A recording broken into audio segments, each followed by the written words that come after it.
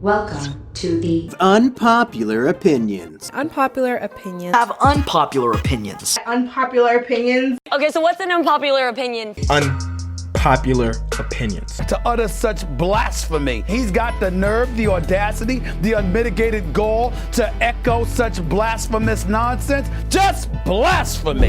Welcome. How's everybody doing today? This your boy Jalen Hunter, back again with yet another episode of the Unpopular Podcast. Today, I'm going to be talking about quarterbacks and how many of them in today's NFL are actually going to make it in the Hall of Fame.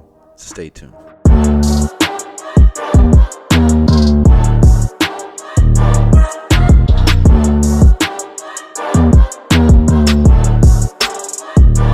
I said a couple episodes ago that this is the golden age for the point guard position in the NBA. You know, from greats like Stephen Curry and Chris Paul, Russell Westbrook, Kyrie Irving. There hasn't been this many collection of great point guards in the NBA ever. At the same time, of course, there have been great point guards, but never at the same time. The same can be said for the quarterback position in the NFL.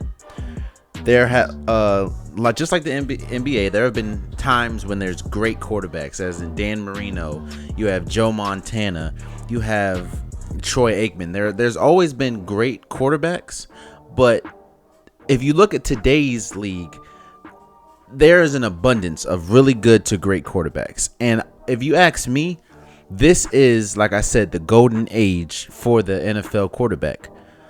So I was watching The Herd with Colin Cowherd the other day, and he kind of gave me a idea. He was talking about there's a lot of great quarterbacks, and I was thinking, how many quarterbacks today are in would make the Hall of Fame or will make the Hall of Fame? So what I did was I thought of a couple categories. I said, all right, so you have the definites, you have the almost a definite, you have a strong possibility, you have the maybes, you have the probably nots, and you have the hell no's. Now, we will be I'm not going to talk about every single quarterback, nor am I going to, harp on one quarterback, but we're gonna break a couple quarterbacks down to see which one I believe will be Hall of Famers. So I don't know which one I should start. Should I start with the hell no's or should I start with the definites? I'm gonna start with the definites, since people should already know. There's only a couple of definites. There ain't no couple. There's only 4 definites to me right now. There is Tom Brady. I mean, if you think Tom Brady's not a Hall of Famer, you really don't know sports, like at all. Drew Brees. Fun fact, Drew Brees, in my eyes, is probably the most underrated or most forgotten great quarterback ever. When we're talking about the pantheon and all the great quarterbacks that have ever played the game of football, why is it that we always talk about the Aaron Rodgers, we always talk about the Tom Brady's, the Peyton Mannings, we always talk about the Joe Montanas and Dan Marinos, but why is it that Drew Brees' name is always never said or always overlooked or an afterthought? Drew Brees is one, in my eyes, yes, he only has one Super Bowl, but passing the ball, Drew Brees is one of the top 5 quarterbacks I've ever seen.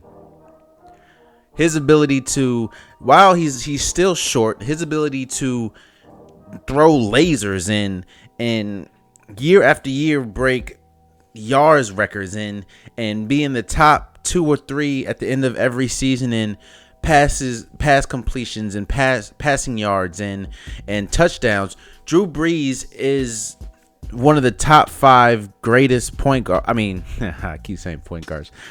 Greatest quarterbacks to ever play, if you ask me. I would put him over Dan Marino. That's just me. But you have the definites. You have Tom Brady. You have Drew Brees. You have Aaron Rodgers, and you have Big Ben, as in Ben Roethlisberger, however you say his name. Those are the definites, if you ask me. Like you can't really debate that Tom Brady he's going to be in the Hall of Fame. Drew Brees is going to be in the Hall of Fame. Aaron Rodgers, even though he only has one Super Bowl under his belt, everybody that has watched football or watches football looks at Aaron Rodgers and say, wow, that is an all-time great.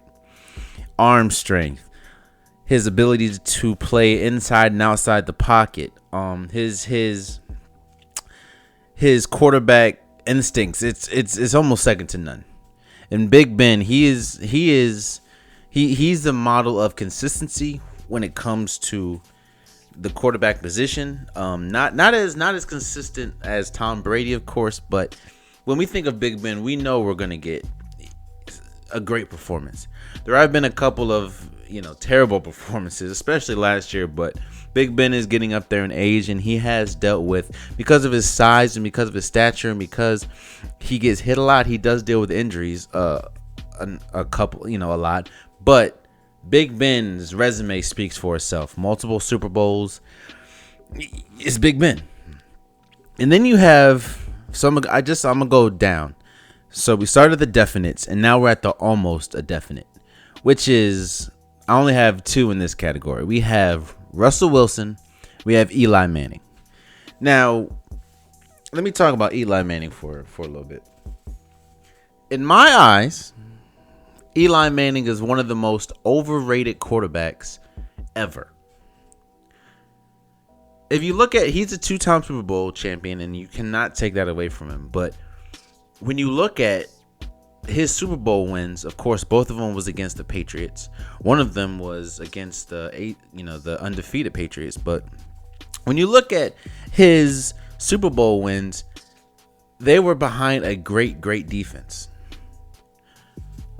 So he didn't really have to do much. Of course, he made a couple of great passes and a couple of good passes and a couple of good reads. But in my eyes, Eli Manning is one of the most overrated quarterbacks of all time. But with that being said, you cannot look at Eli Manning's resume and say he is not a Hall of Famer. Just forget the resume. Just forget the resume for right now. He's a 2-time Super Bowl champion. 2-time Super Bowl champion. And one of those Super Bowls, like I said, defeated the undefeated, 17-0 Patriots. He's a two-time Super Bowl MVP, 4-time Pro Bowler. He's won the Walter Payton Man of the Year. He's won the Maxwell Award. Like, he has a pass completion percentage of, his passer rating is 83.5, which is pretty decent. But Eli Manning's resume speaks for itself. If he does not make the Hall of Fame, which is why I say he's almost a definite. If he does not make the Hall of Fame, he will be the only quarterback in history to ever win 2 or more Super Bowls and not make the Hall of Fame. I don't think Eli Manning is going to be the only person. You know what? Eli Manning is like, I'm trying to equate this to a basketball term. Because I'm a basketball guy, but I'm trying to equate it to a basketball term. Eli Manning is sort of like the Carmelo Anthony of the NFL, but of course he's won more than Carmelo, because Carmelo hasn't even been to a finals. But I say this to say, we know he's going to be a Hall of Famer. We know, or I'm not going to say going to, because he is almost definite. We know he should be a Hall of Famer. When you look at Carmelo Anthony's record, his impact to the game, when you look at Eli Manning's record of his impact to the game, it's not really, it shouldn't be debatable. Eli Manning is a Hall of Famer. Carmelo Anthony is a Hall of Famer.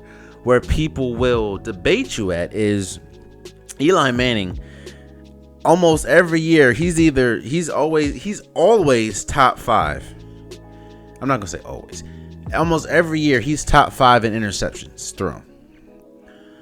The past couple of years, he hasn't he's been more of a detriment to New York than a help. While the quarterback position is ascending, you can tell his game is descending now. Of course, that comes with age, but it has to be said. And Eli Manning is I mean, again, the interception rate is kind of speaks for itself. But then again, he has 2 Super Bowls. He's a 2-time Super Bowl winner, 2-time Super Bowl MVP. You cannot keep a 2-time Super Bowl MVP out the Hall of Fame. And that kind of brings me to Russell Wilson. No, he's not a 2-time Super Bowl MVP or a 2-time Super Bowl winner, but he has won a Super Bowl. And we give the Legion of Boom a lot of credit, which is rightfully so. Legion of Boom was one of the greatest, statistically, one of the greatest defenses to ever play in the NFL. With Richard Sherman, with Earl Thomas, Bobby Wagner, Cam Chancellor. The Legion of Boom was one of the most feared defenses in the NFL.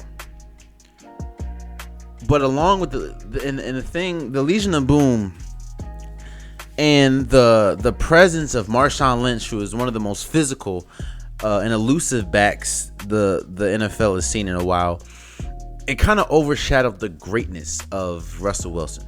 Russell Wilson is the epitome of consistency. Last year, which I thought was crazy when I found this out. Last year, Russell Wilson threw the most touchdowns in the NFL.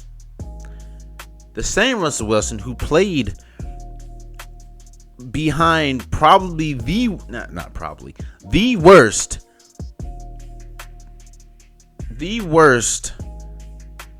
offensive line in the NFL.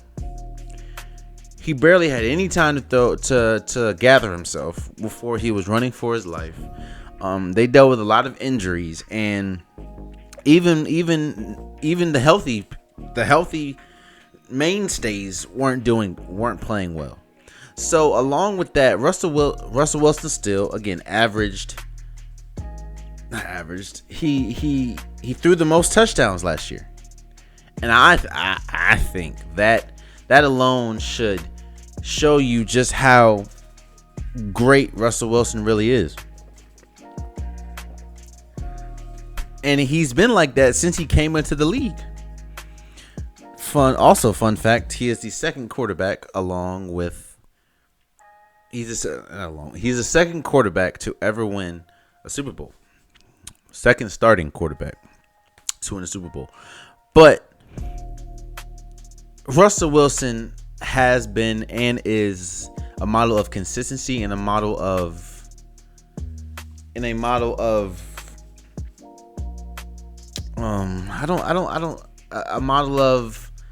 of greatness.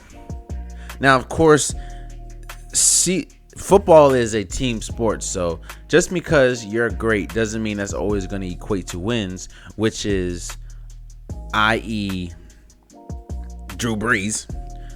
But because if Drew Brees, if it was just one person, Drew Brees would have way more than one Super Bowl.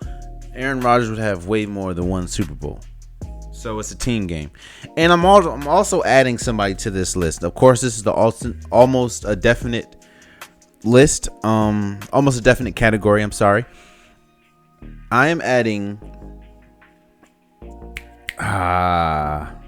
Actually, before I do that, let me just add one thing with Russell Wilson. When we thought of the Legion of Boom, you think of loud and outspokenness. You think of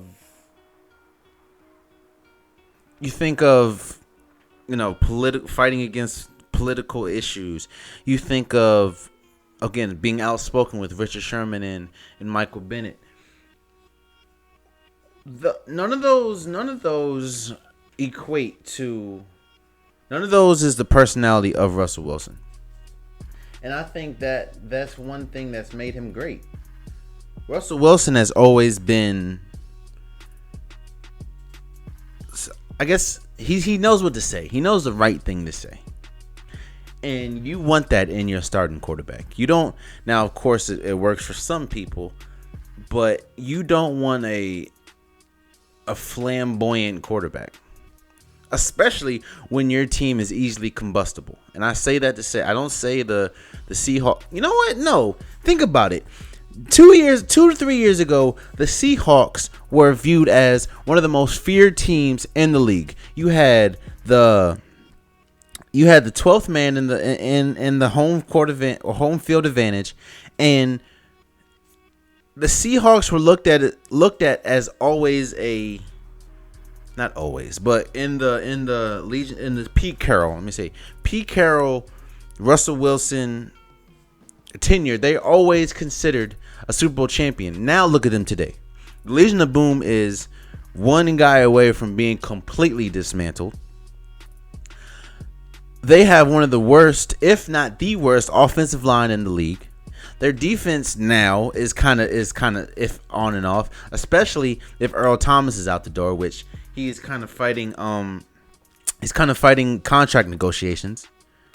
The Legion of Boom is not a fair team. The Legion of Boom is kind of taking the same hit the 49ers did once they parted ways with Harbaugh. Not saying this is the coach's fault, but a team that is easily combustible, once you light that fuse, the whole team can dismantle. But with that, Russell Wilson has still remained great. If Russell Wilson was not on that team, the Seahawks would be terrible. The Seahawks would probably be, I don't know, a good defense but a terrible offense. They would be the Ravens. They'd be the Ravens. And their quarterback will be on this list a little bit further than you'll see. But I'm just saying that Russell Wilson has been a consistent and has been great since he came into the league. And that is why they're not as bad as they are. And that's why he is a almost definite to make in the Hall of Fame. And I totally forgot about one quarterback, and I'm going to add him in. Phillip Rivers is almost definite. He's almost a definite. Phillip Rivers is a seven-time Pro Bowler. He won the Comeback Player of the Year in 2013. He was in NFL pass leader in 2010. He was the NFL passing touchdown co-leader in 2008. He had the highest passer rating in 2008. He had the highest completion percentage in 2013. Now, the thing about Phillip Rivers, and this kind of goes into the team aspect. Phillip Rivers has never played on how am I going to say this? He's always had one or two pieces. Like, he's always had Antonio Gates, who will definitely go down in the Hall of Fame as one of the greatest, or as one of the best tight ends to ever play. But Phillip Rivers has never had the greatest team around him. He's never had a good defense. Their defense is not. Their defense is fast right now and physical, but they're not sound. You know, they're not the best defense. And Phillip Rivers has always played on a team. Like, think about this.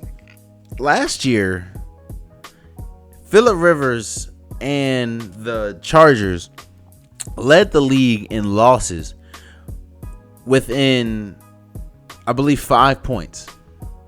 So that shows you that they're in games and they're in shootouts, but they always either get a penalty, or I know they missed a couple of kicks, so it was the kicker's fault. They had, like I said, a couple of defensive penalties, a couple of offensive line penalties, as in, movement before the ball. And Phillip Rivers he's always played on a team that couldn't help him get far. Now, Phillip Rivers does have a tendency to throw wild passes sometimes. And Phillip Rivers does take a lot of gambles. And with taking a lot of gambles, he does throw I'm not going to say a lot, but he does throw some timely interceptions. But Phillip Rivers is a model of, how Russell Wilson is a model of consistency, so is Phillip Rivers, but in a different light, if you know what I mean. Phillip Rivers, he is a flamboyant in his own little way quarterback, but yet he's great. He's just never played on a team that would help him, that can help him get to exactly where he needs to go. Now, and I say it like this: if Phillip Rivers played on the Falcons with that litany of weapons, Phillip Rivers would have a Super Bowl by now. Phillip Rivers might have more than one Super Bowl, but he's never played on a team where, I mean, one year his best wide receiver was Danny Woodhead. Like that alone should show you Phillip Rivers has never played on that team. Never played on that great team. He's always been a great player, but he's never played on that great team, which in turn makes him sometimes take big risks and it haven't paid off. So we've got through two categories. We got the definites, which is of course Tom Brady, Drew Brees, Aaron Rodgers, Big Ben. We have the almost definites, which is Russell Wilson, Eli Manning, and Phillip Rivers. And now we have the strong possibility. Now this category, the players in this category are great players. Their resume speaks for itself. The thing is, I feel they haven't done enough. And when I say enough is, if you just look at their resume, they are bona fide Hall of Famers. They're first ballot Hall of Famers. But when you really look at their play on the field, it's hard to make them a definite in the Hall of Fame, and that is Cam Newton and Matt Ryan. Let me start with Cam. Cam Newton physically is probably one of the most, he physically is the most, he's the most physically gifted quarterback to ever play in the NFL, ever. From his size to his strength to his speed to his arm strength to his elusiveness, he is the most physically gifted quarterback to have ever played in the NFL. He is a 3-time Pro Bowler. He is a first-team All-Pro Bowl. He has won an NFL MVP. He's won an Offensive Player of the Year. He's won a Burt Bell Award. He's won an Offensive Rookie of the Year. He's won a National Championship at Auburn. He's won an SEC Championship at Auburn. And he's won a Heisman Trophy, a Maxwell Award, a Walter Camp Award, and a Davey O'Brien Award. Oh, and he was the AP College Player of the Year and the Sporting News College Player of the Year. He was an All-American and a first-team All-SEC. Cam Newton, like I said, if you look at his resume on paper, Cam Newton is the most physically gifted quarterbacks to have ever played in the NFL. And if you look at his resume just on paper, he is a bona fide Hall of Famer. He even took the Carolina Panthers to the Super Bowl. No, they didn't win, but the year he won in 2015, he along with the Carolina Panthers made it to the Super Bowl. The problem with Cam Newton, however, is also before I get into my problems with him, he has the most rushing touchdowns by quarterback in NFL history with 54. He has the most games in NFL history with a passing touchdown and a rushing touchdown with 32. And he is one of the fastest players, along with his size. He's one of the fastest players to ever play fastest quarterbacks, to ever play in the NFL. The problem with Cam Newton, however, is he gets in his own way. And I say that to say Cam Newton has only thrown 60% or higher in his career once. and that was back in 2011. While he doesn't throw a lot of interceptions, he does throw a lot of completions because he definitely has a lot of overthrows. He has a lot of underthrows. And when he does have interceptions, you look at the passes like, bro, what kind of pass was that? Who are you passing to? Cam Newton is, while he is one of the most physically gifted quarterbacks ever, he is one of the most inconsistent quarterbacks ever. When I say that, 1 year he'll have a high completion, not high, he'll have a good passer rating. Next year he'll play terribly. 1 year he'll play like a bona fide Hall of Famer. The next year he'll play like a backup quarterback. 1 year he'll have solid reads, get the ball out quick, make quick decisions. Next year he will be a runner for one of the, he'll be one amongst the leaders in sacks. Now, yes, he hasn't had the greatest offensive line, but Cam Newton does hold the ball a lot sometimes, and when he doesn't hold the ball, he takes off. And I love Cam Newton. Cam Newton, like I said, he's a great player. All these players are great to be in the NFL, but Cam Newton just gets in his own way. If he had, think of it like this. If he had a better, say his passer percentage or his completion rate was at 65% or higher, not only would I believe he would have won a Super Bowl by now, there would be real talks of who was better all time between him and Big Ben, because physically they both kind of have the same physical build. Cam Newton's taller, Cam Newton's faster, Cam Newton's more physical, as you know, Big Ben is still big, but it's just because of that completion percentage.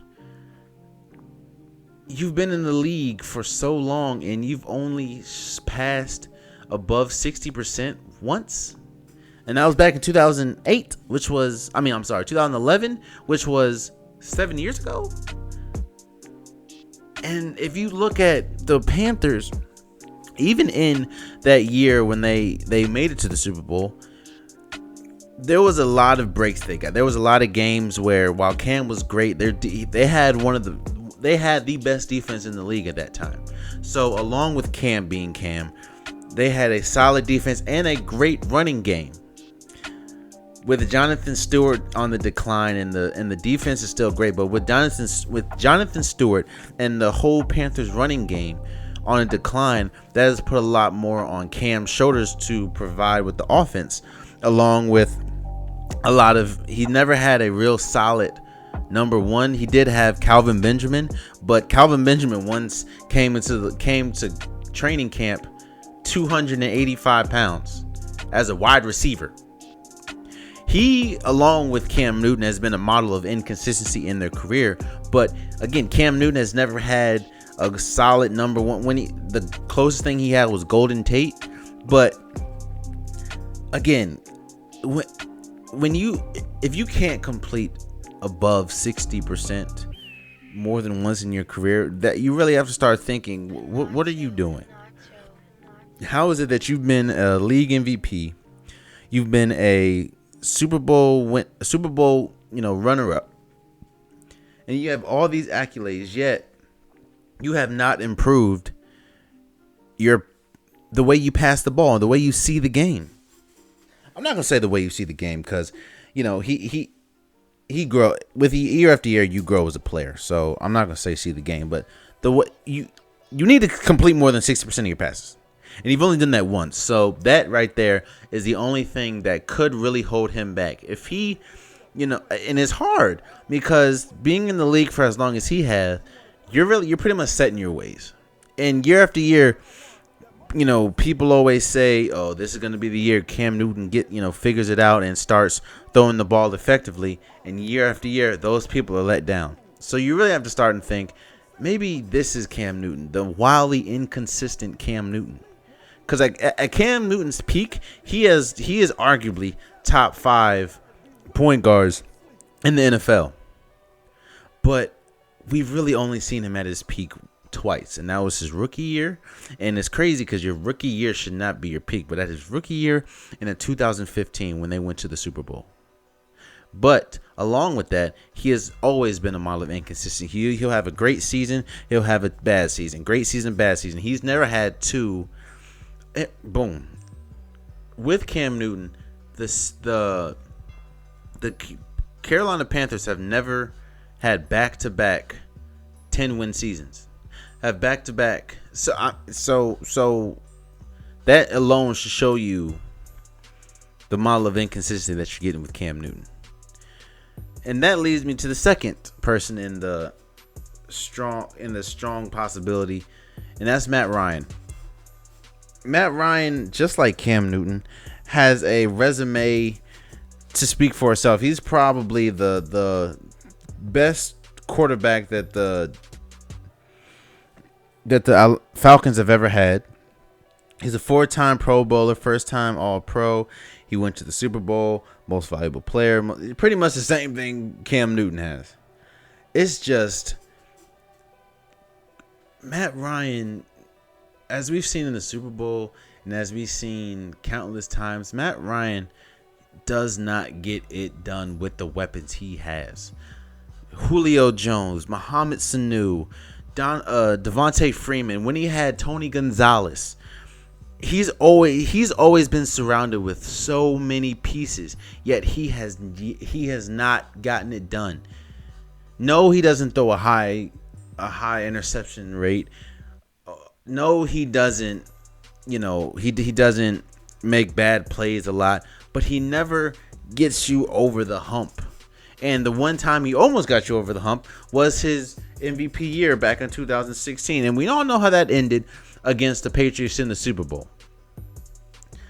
Matt Ryan, just like Cam Newton, on paper is a surefire Hall of Famer. But when you look at him play, you always get a sense of, how is it that you have all these pieces and all these weapons, yet you still struggle to get wins? You still struggle to. He's kind of, you know what it is? He's kind of like the Kyle Lowry of the NFL. He always has a great regular season, a high completion percentage, a high passer rating. One of the leaders in touchdowns with the piece he has around him. But then when it comes to the playoffs or when it comes to big games, he shrinks. And I'm not saying this to say he's not one of the top 10, top 15 not one of the top 10 quarterbacks in the league, because he probably is. But there's always a piece of Matt Ryan. There's always a piece of his game that leaves you wanting more.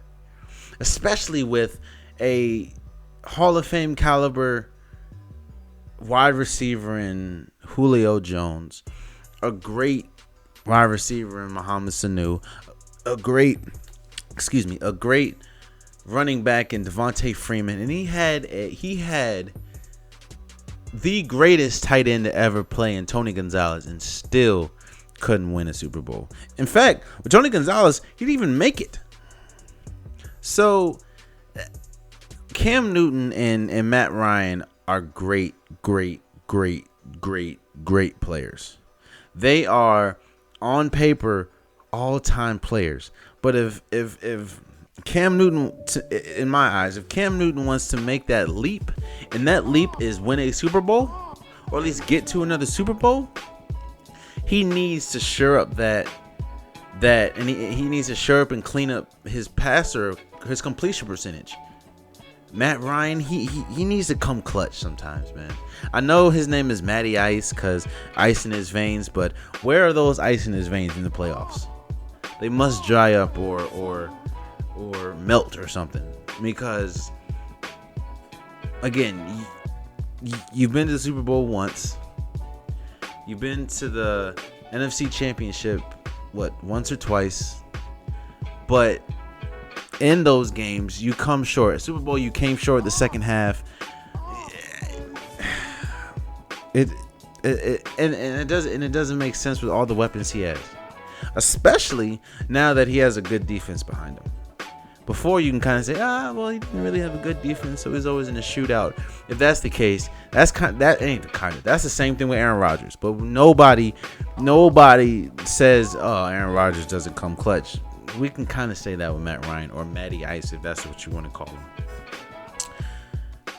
So then we have another category. This category is pretty broad. That's for the probably nots.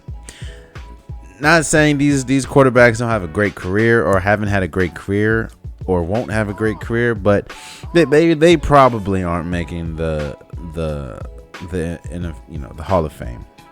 And that's Alex Smith, Dak Prescott, Tyrod Taylor, Mitch Trubisky, Marcus Mariota, Derek Carr,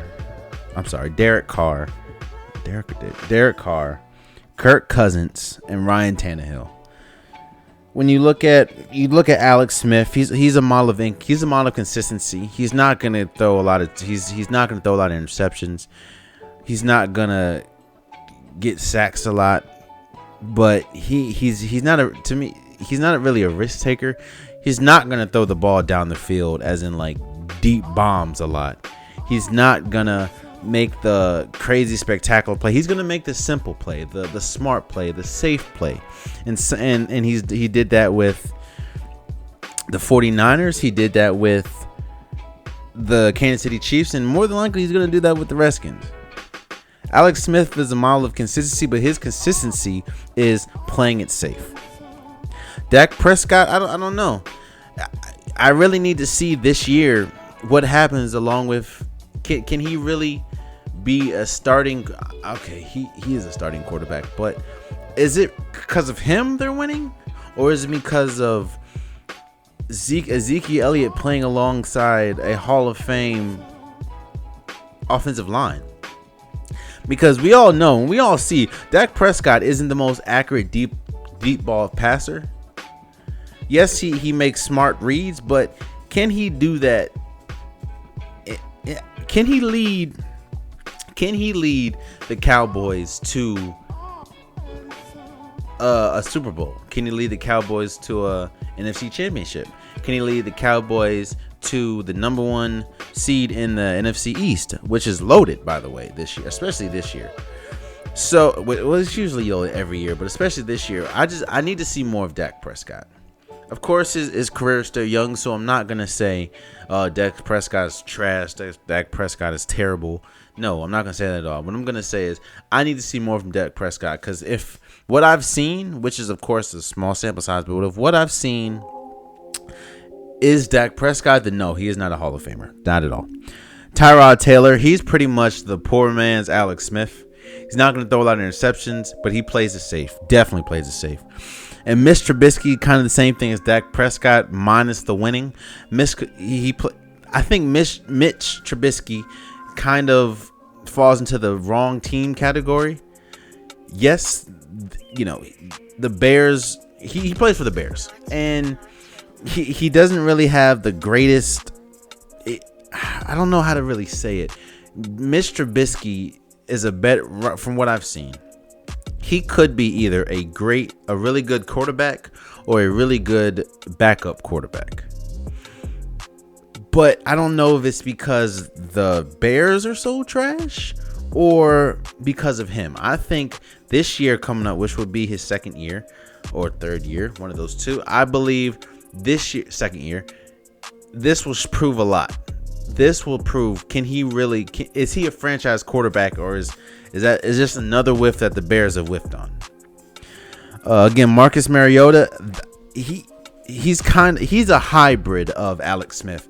Plays it safe. He does have a solid arm, but he plays for the Tennessee Titans, where they don't really, they don't have a great wide receiver core, and like Oregon, sometimes he tries to do a little bit too much on his legs or with his legs, but with the division he's in and the lack of talent he has around him, I don't believe he will be able to grow as a quarterback nor lead the Tennessee Titans anywhere. And that's kind of the same with Derek Carr. Derek Carr on paper, and Derek Carr's talent is a Hall of Fame worthy talent. Yet that talent doesn't generate into wins with the Raiders. And no, he needs to get the Raiders. He along with Amari Cooper, and he had Crabtree, but he doesn't have any more. But with Marshawn Lynch, he should be better than what he is. And I don't know if that's a product of the team he plays with, which is especially a terrible team. Terrible team. Even with Khalil Mack, who's in contract negotiations. But Derek Carr, from what I've seen, no, he's not a Hall of Famer. He could be, but no, he's not a Hall of Famer. Kirk Cousins, when you're franchised as many times as you've been franchise tagged, come on. He was a model of consistency for the Redskins, but he consistently would be in games and do something late to late interception, late terrible pass, late fumble, late sack that would cost the Redskins a game. Not saying that he you know who he is? If Matt Ryan is the Kyle Lowry when it comes to regular season and postseason, Kirk Cousins is the Kyle Lowry when it comes to end games. First, second, and third quarter, he is a great quarterback. He is a strong possibility. He's in that strong possibility when it comes to Hall of Fame if we're just talking about the first three quarters. But the fourth quarter, he falls apart. Interceptions go up. Sacks go up. Fumbles go up. And again, when you've been franchise tagged, now that is a little bit on the Redskins and not knowing what they want. But if you've been franchise tagged that many times, no, you're not a Hall of Famer. Ryan Tannehill, that doesn't really need to be explained. The Miami Dolphins haven't done anything with him. They haven't been able to do anything with him.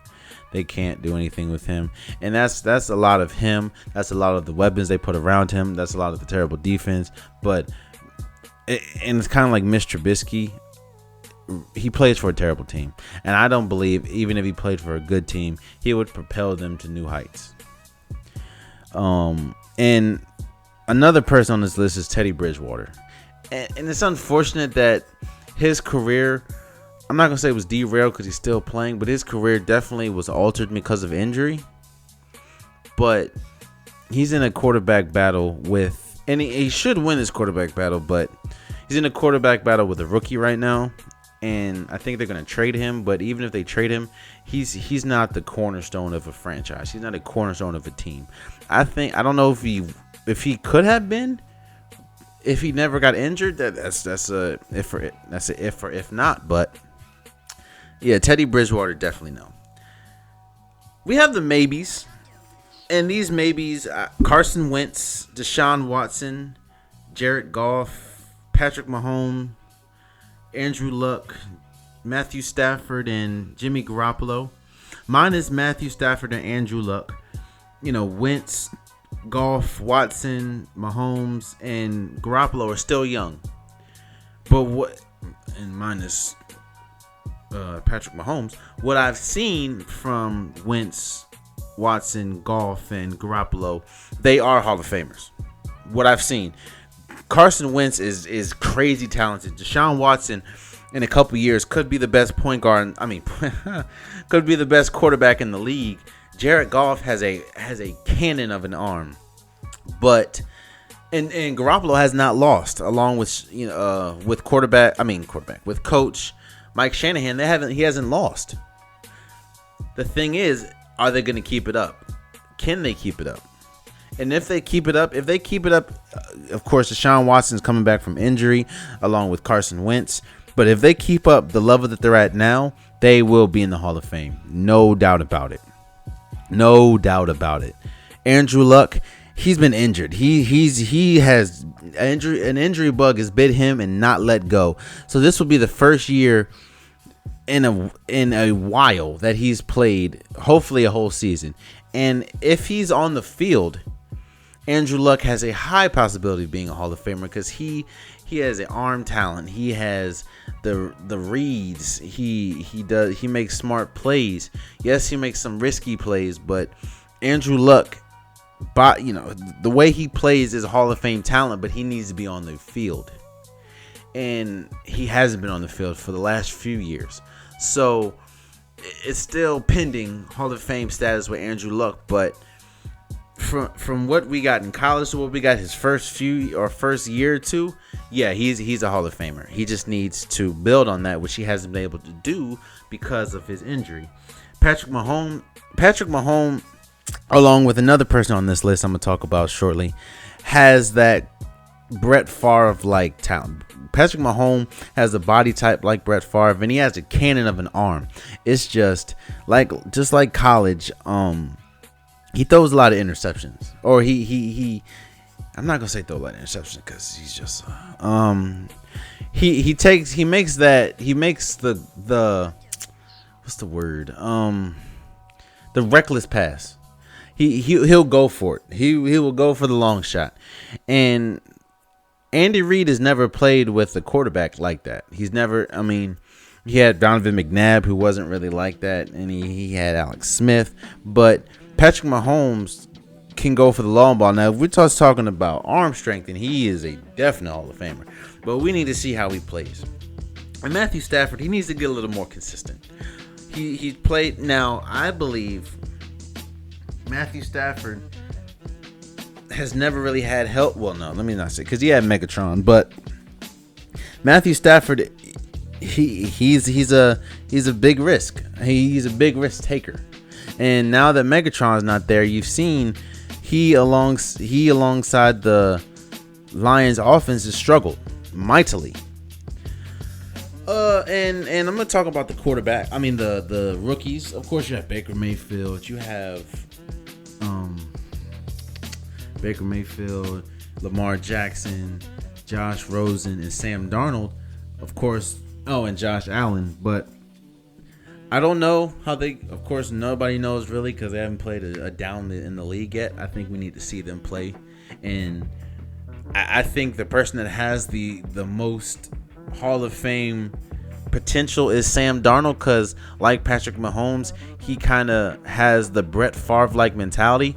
In college, Sam Darnold threw a hell of a lot of interceptions, but he threw a hell of a lot of touchdowns too, and that's just like Brett Favre. He has the gunslinger mentality. He's strong, physical, will try to make the home run play, will try to make, you might have an easy pass right here, but he'll try to make a more difficult pass and make it most of the time. So I think out of all the rookie quarterbacks, Sam Darnold has the biggest and the most I guess Hall of Fame potential, but we need to see. And lastly, we got the hell no's. The hell no when it comes to will these quarterbacks make it to the Hall of Fame. And I'm gonna make this one short and sweet. You have Blake Bortles, you have Andy Dalton, you have Paxton Lynch, you have Case Keenum, Jameis Winston, who cannot get his quote-unquote ish together off the field, and you have Joe Flacco. What? Joe Flacco? Yeah, look. Ever since he made it to the Super Bowl in 2012, which, might I add, was behind one of the best defenses in NFL history, and he got paid the big money, his interceptions have gone up, and his completion percentage has gone down. So, it's a case of you have one good year, and now Joe Flacco is exactly what we thought. Joe Flacco might lose his starting position to Lamar Jackson, who everybody sees right now he is not a starting quarterback, but of course he needs a little more polish, but he's not a starting quarterback. But you might lose your job to him. That right there should tell you everything you need to know about Joe Flacco. That's why he's in the hell no list. So there you have it, man. That's every quarterback, every starting quarterback. in the NFL, and if they will make the Hall of Fame or not. Of course, you have the definites: Tom Brady, Drew Brees, Aaron Rodgers, Big Ben. You have the almost definites: Russell Wilson, Eli Manning, and Phillip Rivers. You have the strong possibilities, which is the Matt Ryan and Cam Newton. You have the maybes: Carson Wentz, Deshaun Watson, Jared Goff, Andrew Luck, Patrick Mahomes, Jimmy Garoppolo, and Matthew Stafford. You have the probably nots: the Alex Smith, Dak Prescott, Tyrod Taylor, Mr. Trubisky, Marcus Mariota, Derek Carr, Kirk Cousins, Ryan Tannehill. And then you got the hell no, which is Blake Bortles, Joe Flacco, Andy Dalton, Paxton Lynch, Case Keenum, and Jameis Winston. If you don't agree with anything I've said, of course, leave it in the comments and we can talk about it. Of course, some of these quarterbacks have the opportunity to change it around or get better or get worse. We never know. But as the NFL is currently constructed right now, that's my view of who will and will not make the Hall of Fame.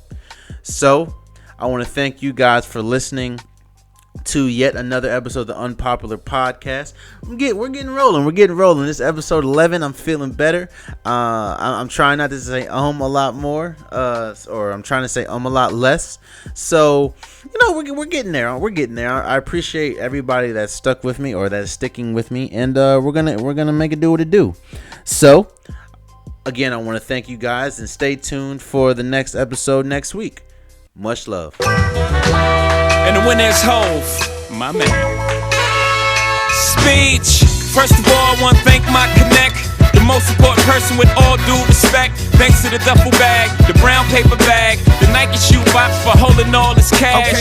Boys in blue who agreed before the badge. The first Bush who ever made the stash. The rock boys in the building tonight. Oh, what a feeling, I'm feeling like. Thanks to the lames, niggas with bad aim. Thanks to a little change.